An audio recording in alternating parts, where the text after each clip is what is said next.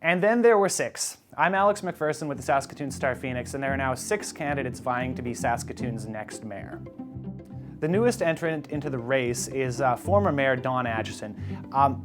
Not surprising, he'd been rumored to be considering a run for months. But what's interesting is that he's trying to make a political comeback.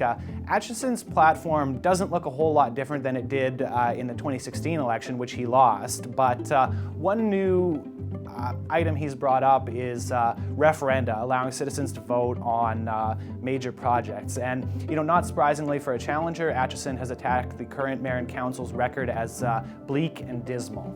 Atchison will be going back up against his rival from the 2016 election, Mayor Charlie Clark, who, not surprisingly, is seeking a second term.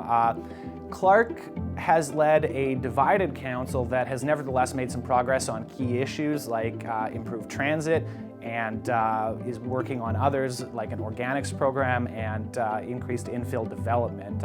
He plans to run on his record in office and more recently his leadership during the new coronavirus pandemic over the last several months.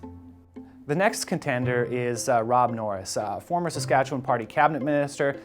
Norris had been rumored to be looking at a run for months and seems to be campaigning on 2 key issues. One is affordability. He contends that tax increases have been too high and City Council needs to take a second look at big projects, most recently borrowing more than $60 million to help build a new downtown library.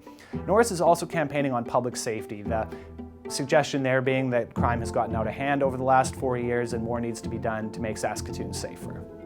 The next candidate is Zubair Sheikh. He's an engineer in town, and his signature promise is to fight for 0% property tax increases in each year of the 4-year term. Given that affordability seems to be a key issue in this campaign, that's something people might be interested in, but it's worth noting that the mayor only has 1 vote on council. There are 10 councillors who can vote down a proposal that they don't like. Karl Tarasov is an independent consultant and project manager.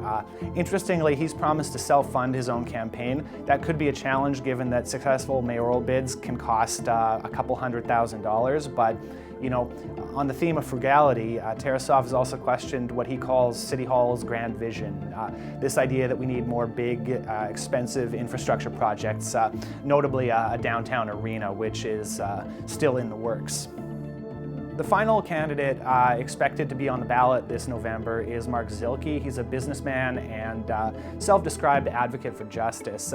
We don't know a lot about what Zilke plans to campaign on. He hasn't formally launched, saying people don't want months and months of electioneering in a pandemic, but he's certainly made no secret about attacking both the current mayor and council and Norris on social media. So I expect we'll hear lots more from Zilke in the coming months. So we're now just over 2 months out from the municipal election. People go to the polls on November 9th, and between now and then, follow our coverage in the StarPhoenix and at thestarphoenix.com.